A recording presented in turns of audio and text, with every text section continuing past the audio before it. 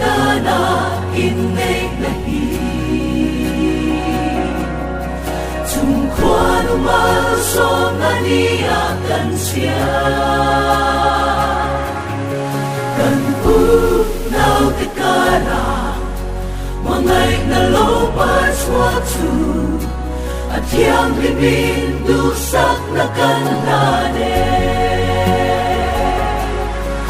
Inay dahilal patatung ani Singfa tidur samay ani silo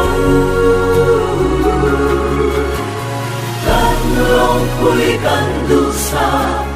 Kan soy moy chi Alay ril ber ero Kristani se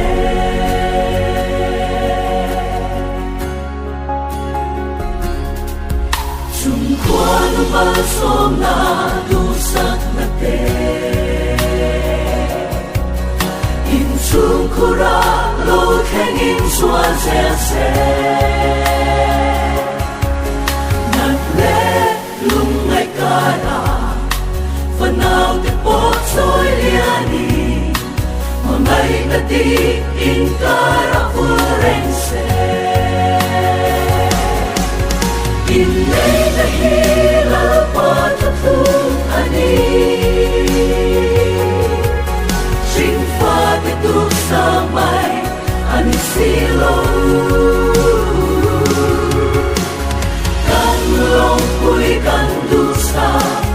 Kan soy moy chi Alay ril ber ero Kristani se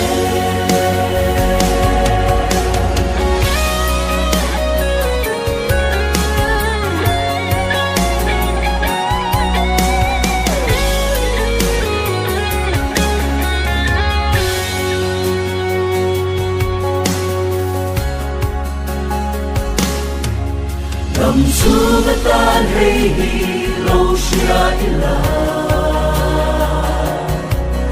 Impangaya linmanit siya duni Swati urite siyami Siyong napoteng mase Ang ilawang Krista aking satu Inay dahilal patatung ani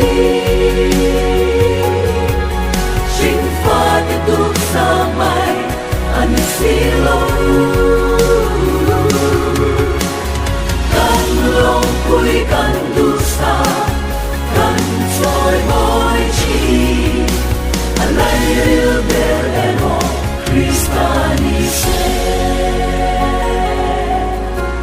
Alay ril ber ero Kristani se